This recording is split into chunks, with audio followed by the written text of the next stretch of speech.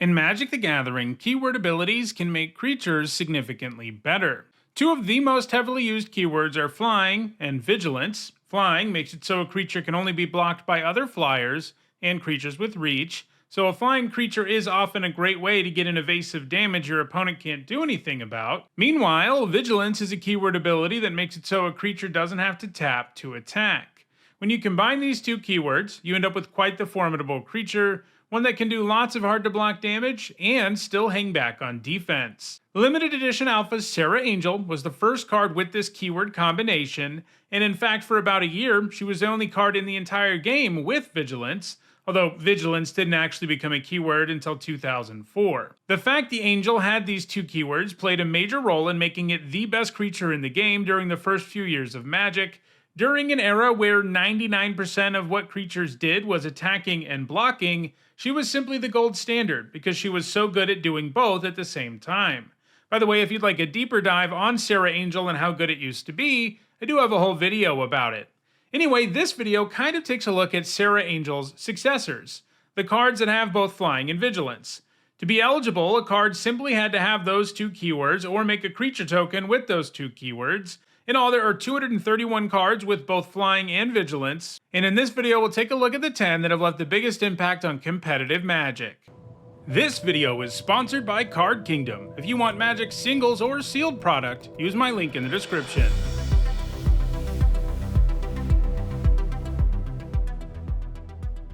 Before we get started, here's a quick reminder on how I score cards in these videos. A first tier top 8 is worth 2 points. This includes events like Pro Tours, and a second tier top 8 is worth 1 point. This includes events like regional championships.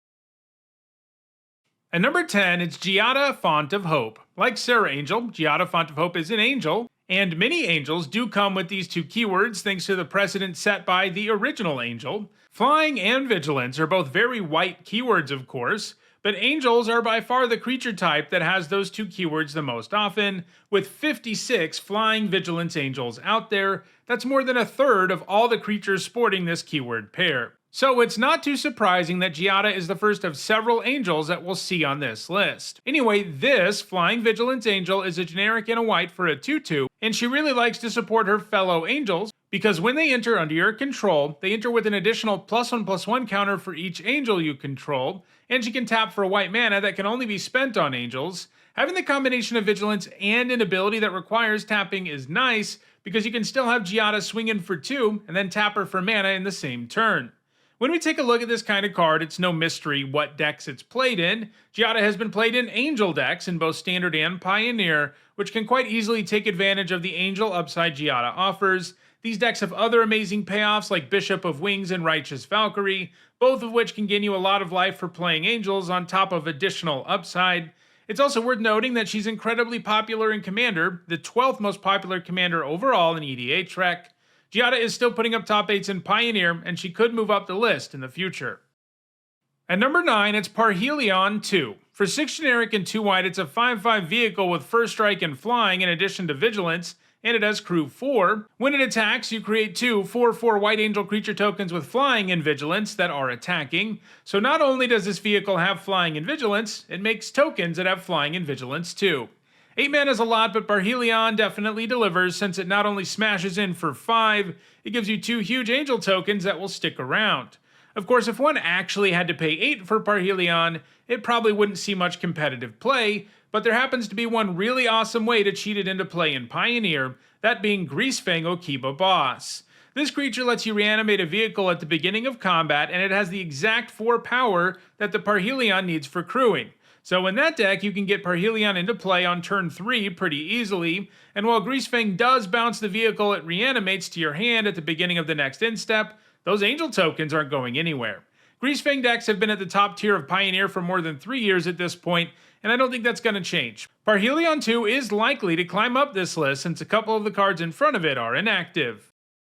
At number 8, it's Ao, the Dawn Sky. A dragon with Vigilance and Flying, so angels don't get to have all the fun. Ao is 3 generic and 2 white for a 5/4, and when it dies, you have 2 options. You can look at your top 7 cards and put any number of non-land permanent cards with total mana value 4 or less from among them on the battlefield, or you can put 2 +1/+1 counters on each permanent you control that's a creature or vehicle.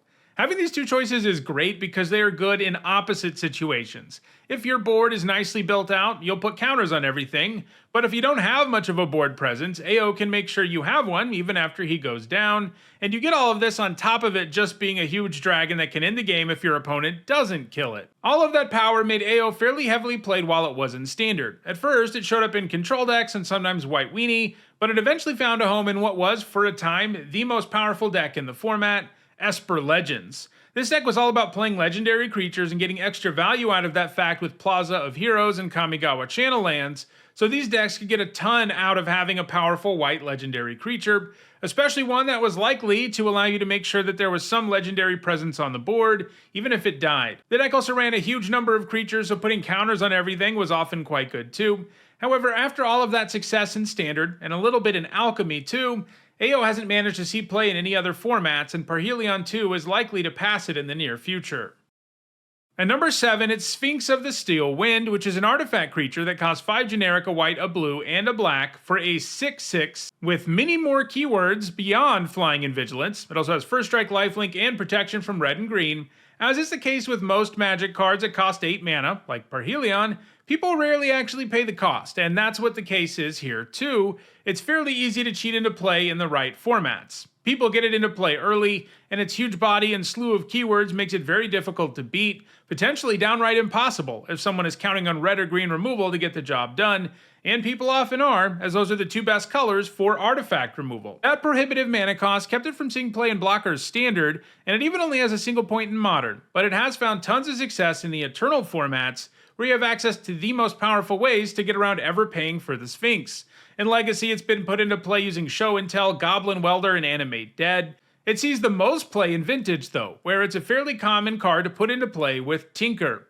The Sphinx has been especially active over the last few years, where its protection from green became more valuable following the print of Force of Vigor, which quickly became ubiquitous in the format. It also doesn't hurt that it can stand up to Atraxa. It's still very active, but so are most of the cards in front of it, so it's hard to say where Sphinx of the Steel Wind will end up in the end. At number 6, it's Mantis Rider. For 1 mana of each of the Jeskai colors, you get a 3/3 that has haste on top of Flying and Vigilance. Adding haste to the mix is nice, because it means that this can get in for damage right away, putting your opponent on a quick clock, since the Rider is also hard to block and hard to attack through. It was played in Jeskai Aggro midrange and control decks in Standard, where it was played in one of the format's most dominant decks between 2017 and 2019, Humans. This was a 5-color deck that had perfect mana thanks to Unclaimed Territory, Cavern of Souls, and Ancient Ziggurat, so casting the Rider on 3 was super easy, and the deck's various payoffs for the human type, like Thalia's Lieutenant, made the Rider even better. While human decks are still a thing in Modern and Pioneer, they've largely moved on from Mantis Rider in favor of cheaper, easier to cast creatures that can have a more immediate impact on the game, so Mantis Rider doesn't have any top 8 since 2024. At number 5, it's Picklock Prankster. While it's mostly cards with white in their identity that have Vigilance and Flying, in recent years, Wizards of the Coast has started giving Vigilance to mono blue creatures a whole lot more, and Flying has always been a big keyword for blue creatures, and Picklock Prankster is an example of that. For 1 generic and a blue, it's a 1/3 with those two keywords, but it also has an adventure, which means you can cast it as a spell, and if you do, the Prankster gets exiled and you can cast it from exile as a creature. In this case, the adventure is an instant called Free from the Fae that costs 1 generic and a blue. It mills 4 cards, and then you can put an instant, sorcery, or fairy from among them into your hand.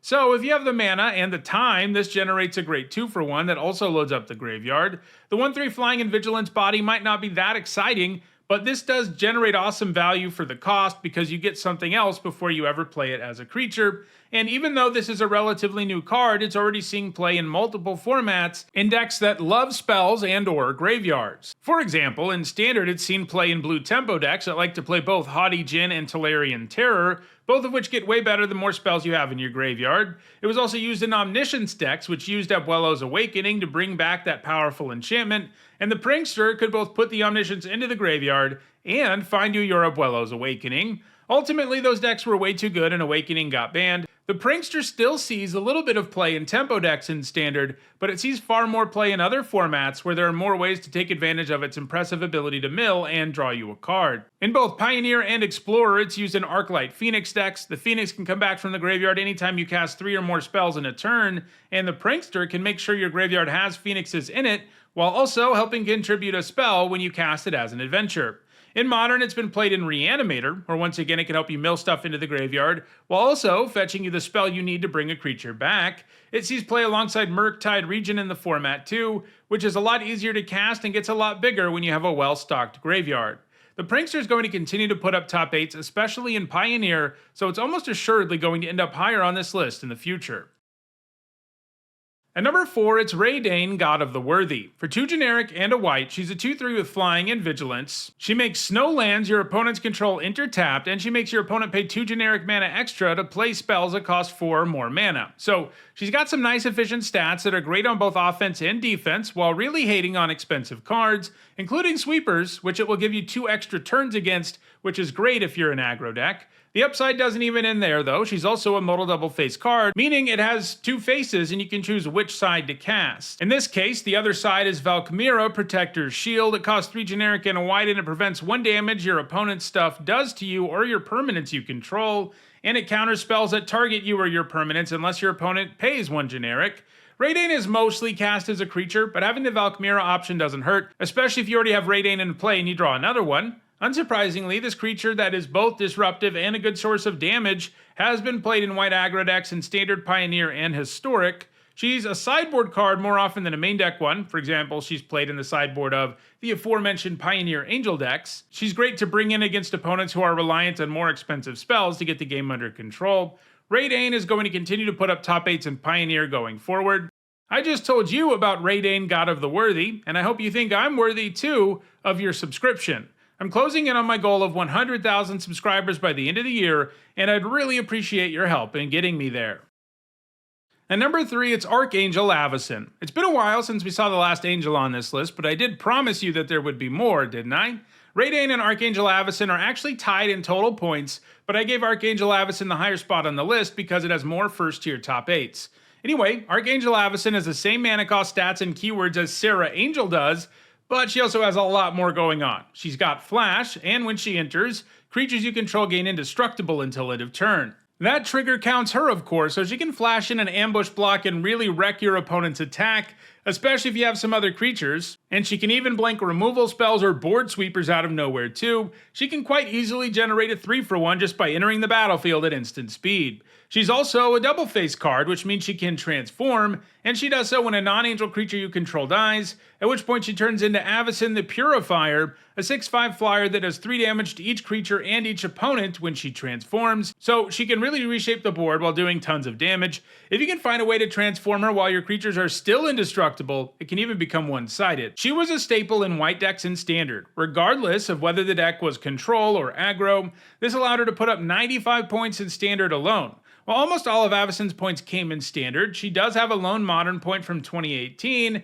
and she's seen intermittent play in Pioneer, but doesn't have a top 8 in any format since 2023.